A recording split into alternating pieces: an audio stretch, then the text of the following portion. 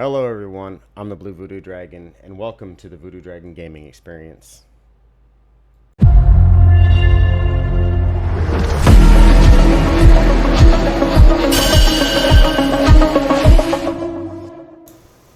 Alright, so if you're watching this, then you probably realize this is a video just for you who are new to Fallout. And I'm not talking about this is your first time playing Fallout 76, but you've played the other Fallouts. This is your first time ever being introduced to a Fallout game. Now remember, you might have gotten interested because of the new series that came out, thanks to Amazon. A whole lot of people are getting into the Fallout world, and it is awesome. I guarantee you're going to love it. But you're not going to love it if you keep getting irradiated, if you keep being overweight, if you don't know what your meters do. Now, I understand you probably came from a big gaming background, but every game has different mechanics, and that's why I'm making this video for y'all. I want you to understand the mechanics that are at work here, the meters, your health, your inventory, your weight, and how much stuff you can actually store in your stash box. Because I'm telling you right now, if you're thinking you're just going to pick up everything you see like you did in Fallout 4, or if you played a little bit of Fallout 4 and you're like, oh, I can pick up things like I can in there. Nope! You only get 1,200 pounds that you can put in your stash box, and that's stuff that you can put in there for a rainy day, and that's the stuff you're going to use to make your weapons, that's the stuff you're going to use to make your outfits, that's the stuff you're going to use to craft your power armor, that's your livelihood. And yes, this stuff right here is important. Don't forget this on your way out of the vault. I don't think you can, but just for shits and giggles, let's go on with it, okay? But anyway, I'm going to show you all about that and more here in just a few. As we go through and we exit the vault, there are some new things that wasn't there when I started playing this game, and I'd like to bring them to your attention as well, because let me tell you, I didn't get the option to start at level 20. I started at level 1, and I grinded my ass off. Literally, I swear to God, it was like incredibly, what am I doing? But anyway, I'm going to help you so where you don't have to make all the same mistakes I did when starting a new game. Now, you're going to come out, you're going to hear the Overseer's message, and I know you're probably going to be thinking, alright, I get to start on the story quest. Don't even worry about it. You don't have to do the story quest. There are so many things in this game you can do that you probably wouldn't even start the story quest for a while and still have plenty of game to play before you ever did start it. Number 2, do make sure you're joining events. If you see other players at an event, join it. But let's get into this one real quick. I want y'all to notice that at the beginning, there's something a little bit different. Before it was you started at level 1, you built up your perks, but now they allow you to start off either at level 20 or at level 1. I would say start off at level 20, it gives you a better advantage, but if you want the challenge, start off in level 1. You get so many different perks to choose from that they're actually quite a really nice build too, I'm telling you. I went with the shotgunner's perk on this one. On my other one, I have my power armor build that I use because I love my power armor and I hate running out of cells. But now we're going to get to know our HUD.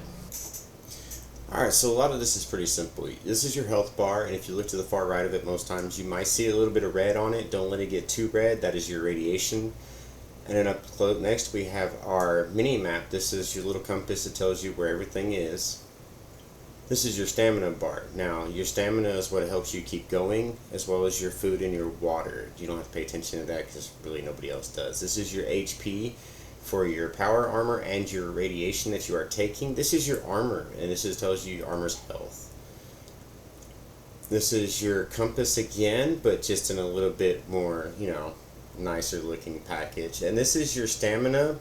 Your ammunition will be underneath right there where the counter is, as well as your fusion cores to the left of it. So remember, everything you pick up, make sure that if you are a Fallout First member, you can use the junk boxes, which are awesome. If you're not a Fallout First member, then you're going to be using your stash box. Your stash box only has a range of 1,200 pounds. Now, your weight differs. Now, mine is 275 pounds out of my power armor and like 240 in my power armor, so I have to watch what I carry. As well as, make sure you're grabbing your medical supplies, your stim packs, your Radaway, your Rad-X. Those are going to be the most important things, as well as don't forget to check out the HP something provides, the food value it provides. Remember, everything's going to have a weight, a stack weight, and a value. The stack weight is probably going to end up slowing you down if you don't pay attention to it. Now, as you go through everything, you'll realize, like I said, those three main things, Rad-X, Radaway, and stim packs, yeah. And this is here shows you what weights you can have in your stash box, what weights you can hold on you, just better. And then I gave you a more close-up view of everything that, you know, all the stats that come with it. Alright, so I'm hoping this helps you out a little bit, because like I said, when I first started playing this game, I didn't know the first fucking thing. I just started going through. Make sure to read your meds, because your meds might be something that you might need, and it might help you out a lot. Now, there are so many different meds that will help you with damage resistance and will actually give you extra HP for the long haul, and hey, take them. You're not going to get a better chance than that, I'm telling you. And then you're going to get your super stim packs. Those things are awesome. They'll fully heal you, if I remember right. I ain't used one in a while. Your bobbleheads, your comic books are temporary perk boosts. Always nice to have those. So, you know, if you got them, flaunt them. Yeah. Do what you do just to survive. Sorry, I can't help myself. Anyway, but yeah. Remember, ammo has its own compartment. If you're a Fallout First member, you can get the scrap box, which has an unlimited amount of scrap that can go in there, as well as the ammo box, which you can throw tons and tons of ammo in. But that's for Fallout First members only. I'm sorry if you're not a Fallout First member. I would actually say for the price though, and if you're really into the game, it is something that is worth getting if you want it. They don't sponsor me, so I'm not gonna tell you to get it. But now crafting is pretty simple. As long as you have the material and the blueprints, it will light it up to show you that you can do it. If you notice on my screen, there are some blacked out and some lit up. That's telling me I can craft those items, but I can't craft the other ones. And some of them you're gonna need extra perks for. Now remember those. We're gonna get into perks later, because I'm telling you, perks are important. Because you really can't do anything in this game without perks, I'm telling you. There's perks to everything. Alright, so you got your main workbenches, you got your gun workbench, you got your armor workbench, you got your power armor workbench, you have your miscellaneous workbench, which you can craft ammo at, which is awesome. Actually say get into looking for lead, gunpowder, steel, and all that stuff to make your own ammo.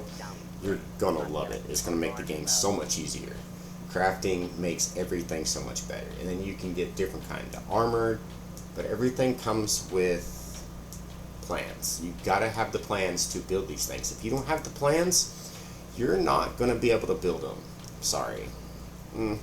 Wish you could. But anyway. Now, as we go in, we're going to explore my little bunker. Oh, look, we already went in. We didn't even have to load. Like I said, you're going to notice I have workbenches everywhere. I have armor crafting stations, power armor crafting stations. But this is going to be the point right here I want you to pay attention to, because these are your builds. Knowing you're special. Builds are important. If you read the card, it just depends on how you play. If you like running melee, they have cards for melee. If you like running assault rifles, there's assault rifle cards. If you like running the big guns like I do, yes sir, they got those cards too. But I also use my power armor a lot, so a lot of my build is built around my power armor. Now, that is the great thing about this, is you can actually get that special station, and you can actually do more than one perk setup. Like, I have one setup strictly for when I'm crafting, because I know that I'm going to need stuff, and I know I'm going to need basic perk cards for it, so I make sure I have those. So yeah, for those of you who are looking to do that and looking to do some crafting, you can build an alternate perk setup. Now, this is my perk setup. Like I said, a lot of it is like power armor setup. This was before the new update where you can turn into a ghoul. I think that comes out July 25th, if I'm not mistaken. Yeah, but I'm just going to run you through some of the cards I have here because I like using them. I also like lockpicking and hacking. I will take up those spots for that. I did not show your legendary perk cards because you have to be level 50 to get those. And if you're having problems playing the game and you're watching this video, I'll help you get to level 50 and then we'll go over those too once you get there. We're also going to do some tips and tricks for y'all, but not on this video because I don't have the time for it. But I will be getting into that because, hey, I'm telling you, any little bit helps, and there's a lot of people out there that are probably like, oh, come on, man. You ain't got to tell all these people this. They don't need to know all this. Yeah, you do. You got to know what you're doing, because if you don't know what you're doing, you're not going to have a good time. Getting to know your map, this is important. Your map is important. Your map is leveled off for certain levels. Now, if you'll notice, I have those levels up there. Use that. Alright, now, public events and daily ops. These are awesome. They will help you get hellacious XP. Make sure you're doing them with a team. Alright.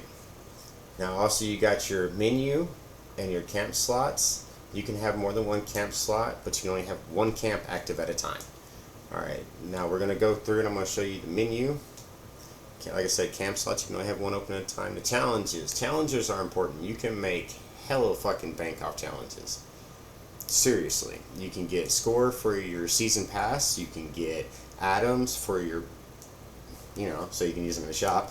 And I think you even get cool little cards from them once you get to certain levels. Awesome sauce! But yeah, those are really important, so pay attention to those, because the higher your score, the further you make it through the season. The more items you got, the more stuff you can buy at the shop. The more of those little cards you have for your build, the better your build's going to be. Do those daily challenges. Do the weekly challenges. All these little challenges I'm showing you right here, try to get them done sometime in your playing, because I'm telling you, it's going to be worth it. You're probably going, but Dragon, why do I have to do that again? Because it's important. It is going to help you in the long run, trust me. Or don't trust me and just not have fun. Now, this is important. You can actually join people in little parties. You can do expeditions, you can do excursions, you can do role-playing. Oh yeah, you can do events, you can do the daily ops, and you can just run around and be casual if you wanted to. I'm going to show you all these here in a second. I didn't have to highlight none of this for you. At least I hope I didn't. I'm sorry if I didn't.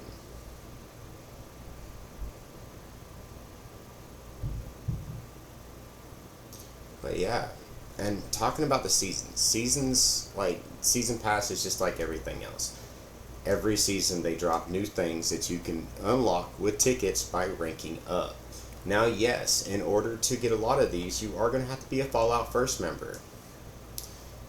Sorry, too bad, so sad. I'm sorry for everybody out there. I didn't make the rules, I just tell you about them. Sucks, I know. But there's a lot of really good stuff on there. Last season had a lot of really good stuff. This season's got a lot of really good stuff. I'm wishing I'd gotten to this game a whole lot sooner, because I'm telling you, I feel like I missed out on a lot of things.